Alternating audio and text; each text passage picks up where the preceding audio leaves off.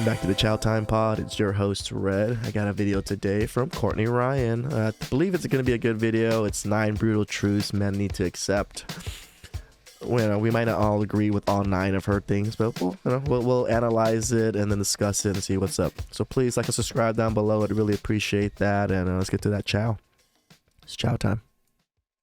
Hi everyone, welcome back to my channel. If you're new here, I'm Courtney Ryan, and in this video, we're going to be going over some brutal truths men need to know to live their best lives from a woman's perspective here. I have learned so much from interacting with all of you and wanted to share some truth nuggets that I've learned along the way. A lot of these have actually helped me out personally, so I have a feeling that they will also be helpful to you. A bit of big sis advice from me to you, take it or leave it. Number 1 is one that I mention a lot on my channel, but that's because it's so important, and that is you control how you respond and react. So just as you've heard me say a million times before, we can't control what happens to us, but we can control how we respond and react to it. And I agree with this one. This would be men being masculine and just being stoic. This is very similar to that, so I agree. The brutal truth is that the way you respond and react says a lot about you and your character. You have the power to choose how you respond and react to things, so I say choose wisely. And I'll give you an example here that I actually read about today, and that was your anger is a normal human emotion, but the way that you respond to your anger might not be. And maybe I'll do an entire video on tips to make sure that you respond and react in a way that you're proud of, or that you feel better about. No, that's definitely correct. Definitely you don't want to go off of your emotions, especially anger. Once you raise your voice or call out names, you lose. Unless it's a passionate thing that you guys are discussing, most of the time when you raise your voice, you lose. If you guys would want to see that, let me know down in the comments. My next one is one that a lot of you guys are not going to like to hear, and that is that first impressions are so important. And I know a lot of you don't like to hear this, but you need to because it's true. This includes the way you carry yourself, the way you interact with people, the way you present yourself and show up for yourself. Putting in effort to your appearance is specifically something that a lot of men do not do. I posted a short video over on TikTok about grooming habits that men should have. One of them was washing your body with soap in the shower, and the uproar I got from men about how they don't want to do that was a little bit concerning and was a sign to me that those people probably needed to see that video. A lot of guys aren't doing this. Some reasons are because they might think it's too feminine, which... Wait. Most men aren't washing their bodies with soap? The fuck you washing it with? The fuck? Oh, shit. Yes, this is quite important. First impressions. I learned this since I was a kid in business. How first impressions matter so much. How a handshake matters so much. It has to be a stern, nice handshake as a man to show confidence, show all these things. It's the same thing when you meet a woman. So I 100% agree that first impressions, it's hard to fix your image once you've messed it up on your first impression. Now it's an uphill battle from there if you have a bad first impression, because they already think you're at this point and you just have to work your way up, even though you know you're better. So I agree. Newsflash, it's not. Or you're just lazy, you don't want to put in the effort, it's too much work. But I promise that putting in just a little bit of effort makes such a big difference. Use soap. Another truth nugget. What the fuck, man? Use some goddamn soap on your body. God damn. Here is that are looks everything? Absolutely not, but they certainly don't hurt ya. And one thing I know so many of you are not doing that you should be doing that would drastically improve your looks is having a skincare routine. And that is why I'm so excited that today's video is sponsored by TheChowTimePod. Damn it. Seriously guys, I think a lot of you still don't believe me when I tell you the importance of implementing a quality skincare routine and just how much that can impact anytime and free US shipping. And because Tiege Hanley is sponsoring today's video, they're offering my viewers an amazing deal. Just click that first link down in my description to get 30% off of your first box, plus a free gift. Do not miss out on this amazing deal. Click that link and get started today. My next brutal truth is that health is wealth. Taking care of yourself from the inside out is important and should be a priority to you. If you don't have your health, nothing else even matters. Exercise regularly, eat nutritious foods that fuel your body, cut the junk food crap, and prioritize your well-being. I'm not saying you need to eat. This one I agree with, but it's hard when you're young. You kind of have to put your body through the ringer a little bit to be successful. You do your best, but as you get older, you do wish that your body was well kept. Like even now, I'm 36. Like my knees are like weak as fuck. Like my knees will give out so every so often, and I've always been athletic and everything, but I took care of my body pretty well. But even then, my knees are still pretty shitty. So I can't imagine if I was overweight or, like just in bad health. My knees would be way worse, and I probably wouldn't be able to do the things I do now. Eat chicken and kale for every single meal, but just prioritize what you're putting into your body and try to be mindful of it. And there's a really powerful quote that says, "A well man has 1,000 wishes, a sick man only has one." Correct. I Let do that sink agree in. with that. Even rich men will give up their fortune to be healthy and to be able to do what they used to do. This is why people pay massive amounts of money for, blue pill and, the Viagra or whatever, and just like a lot of surgeries that make them younger or be able to do things again. This is a big deal. My next truth is that sometimes the problem is you, unfortunately. And Yeah. playing the victim or blaming everyone else is not going to help you. Correct. Take accountability and understand that we are all flawed. We all make mistakes, but acknowledging that is how we grow. It's how we evolve. It's how we become better humans, better spouses, better friends, better sons, better daughters. Whatever you are, whoever you are watching, you can be better when you acknowledge your mistakes and own up to them and take that accountability and understand, you know what? I'm not perfect. That's okay. I make mistakes. That's okay. But if you own up to it, you can take responsibility for it. You will only grow because of that. If I'm a 100% single agree woman with this and one. no man in the world wants to date me, do you really think that every single man in the world is the problem? Or do you think I might play a role in that too? I think I might play a role in that too, because I'm the common denominator here. And the same thing goes for you guys. I don't say that to be hurtful. I say that so that you can realize the things that you might need to work on. Again, none of us are perfect. I've been wrong more times than I can count, and that is perfectly okay. I mean, this is why the men's channel's here, this channel's here, like, yeah, we make mistakes constantly, especially as men, because most of us weren't taught correctly how to engage with women and things like that. So coming into this channel, being able to like learn if you made mistakes or not and what you can do about it is pretty good. I think most men are pretty good at understanding this part, but there are the ones that you just blame women all the time too. So my next one, another one that you've heard me say a lot, is that actions speak louder than words for yourself and also others. This one really comes in handy to understand when you're dating. I'm offering a woman's perspective to you guys here. Watch what she does, not what she says. Correct. Dating will become a lot more clear to you and make so much more sense when you're interacting with women if you follow this rule. And I've told you guys also before, if she likes you, you'll know. And you'll know if you watch her actions and be able to see things a lot more clearly that way. And if she likes you, you're gonna get sex pretty quickly. Like, pretty fucking quickly. If she doesn't, it's gonna be weeks plus months. So instead of trying to pick apart and, decode her mixed signals or whatever it is. So instead of trying to decode a text message or read between the lines or, understand and decode the mixed signals, just watch what she does and you'll understand things a lot better. And really, general rule of thumb here, if she likes you, you'll know. If you don't know or you're confused, she probably doesn't like you. And again, this one... Great advice. Yeah. If you know she does, like, if you don't have that inkling that she likes you, she doesn't. applies to you as well, not just with women. Just saying you're going to go to the gym won't make you fit. You actually have to go. The next brutal truth is that the saver is sexier than the spender. Trust me, guys, and if you don't take my word for it, there have been studies done about this. This says, when someone is a saver, we assume they have general self-control. That's a desirable quality.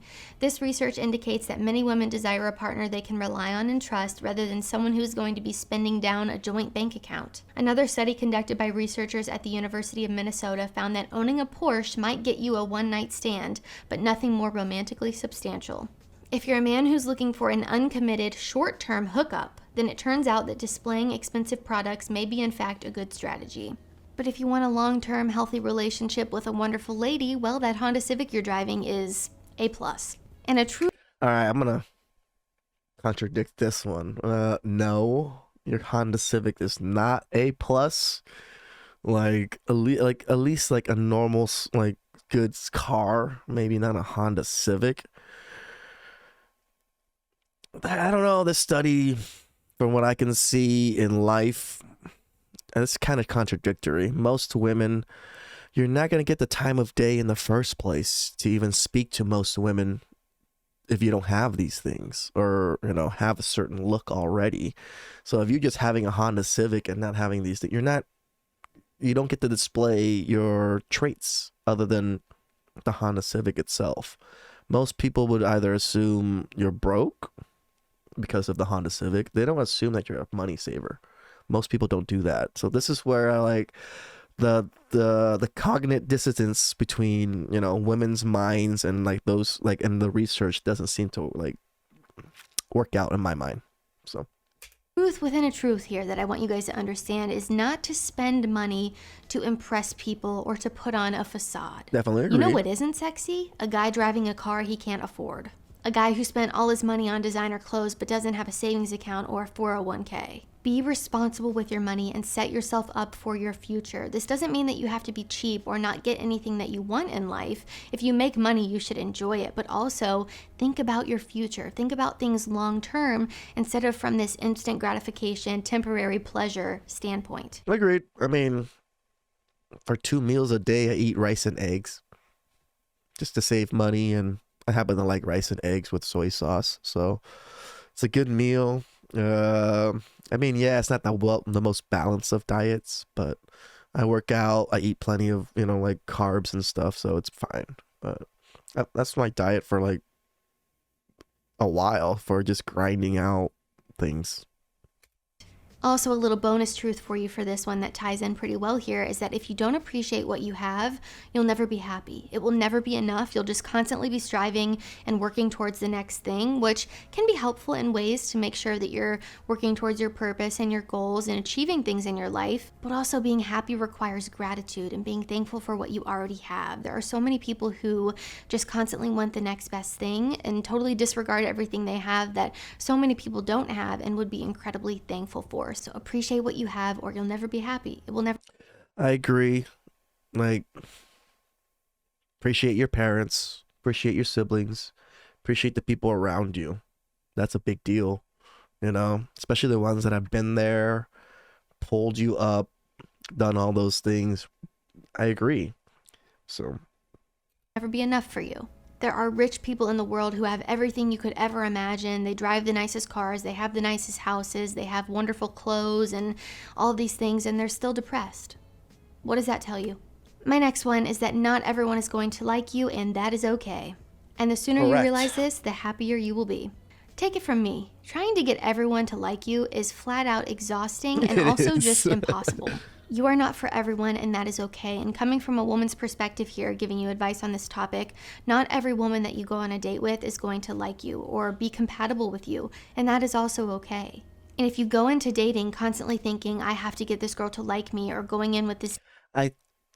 Yes, I agree with her. A lot of men go onto dates thinking that they have to earn the woman's affection in many ways or whatever it is. It isn't really like that. Like, she will give you affection if she thinks like, one, you meet her standards and looks, and two, like, you carry yourself pretty well. But it isn't always the case, right? Desperation or scarcity mindset, you're going to be disappointed time and time again. Because the reality is that you should be focusing on, do I even like her? Let me get to know her and figure out if I like her before I even think about, I have to get her to like me. She's my only option. Really important mindset to have. My next one, maybe the toughest one on the list for a lot of you. I'm including this because it is a comment, a question, a concern that I get probably the most out of everything, or one of the most out of anything.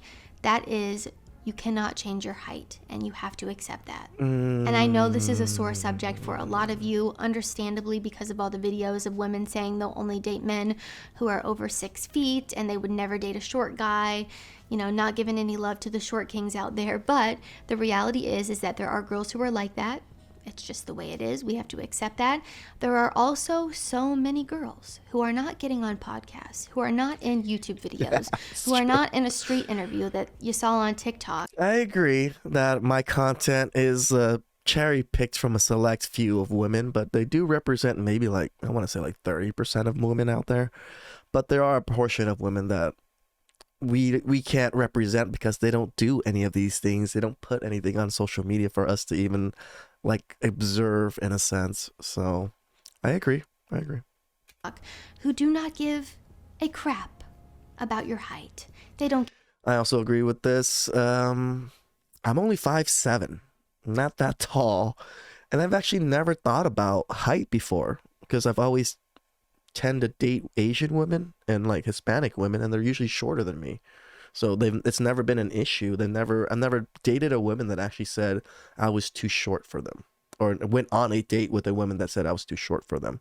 And 5'7" is below average for Americans. So don't care if you're 5'5", they don't care if you're 6'5". They just want a nice guy to date that might be taller than them. And trust me, I know from interviews that I've done, from girls that I've talked to, from things I've seen online, social media really makes it seem like every single woman on earth cares about a guy being 6 feet, but I pinky promise you that they don't. Yes, but dating app data does quite show height is a big deal still for most women. That at least on dating apps, which, all right, I'll give her that most women on dating apps would care just because that filter is there. So, is it a preference? Sure, but for a lot of girls, it is not a deal breaker. And going back to you specifically accepting your height. Again, not a deal breaker, but you might not get the chance to even meet up with them or talk with them because you didn't first initially give them that awe in height. Like, this is the part where I agree and disagree because most people are meeting through Tinder. People are meeting through dating apps. So if you can't even get past the talking phase to meet them in person, you're not going to be able to show off your assets or the things that you're good at in a sense. So it's a give and take on the height thing. But I agree that don't take it so seriously, man. Like, you can still do a song. To me, it's more important to be laying good pipe down than the height thing. Good pipe, my God. If you can lay good pipe, they call you constantly, they text you constantly, they want to meet up with you constantly. It gets annoying. But height doesn't really matter on that point. It's the good pipe that matters. This is something that you need to learn to love about yourself. Or at least get to a point where you find peace with it and you can be okay with it. And the reason is because why waste your time focusing on something that you absolutely cannot change? Nope. Unless you spend a whole bunch of money to get leg lengthening surgery, but that's super painful and super expensive, and I would not recommend doing it. Not every girl likes a short king. My knees are already that bad, so. But there are plenty of women out there who do not care. And what I want you to do instead is spend your time focusing on things you can change, or more specifically, improve about yourself. You can't change your height, but you can work on your self-esteem and your confidence. You can get a good haircut and work on your style. Body. You can find your passions, things you enjoy and love doing, and work towards your goals. And your purpose. Guys, there's more to life than how tall you are. And if a girl can't see that, she's not the girl for you anyway. Agreed. And my last one here is that time is your most valuable asset. Spend it wisely.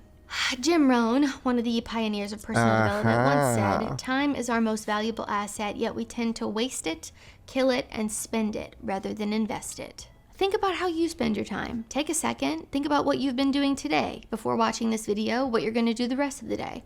And maybe some changes you can make to that to make it more powerful. Some things that you can do to work on this is to plan your day ahead. Make to-do lists, prioritize specific tasks, utilize a planner or a calendar. Focus in order to maximize your time and cut out those distractions.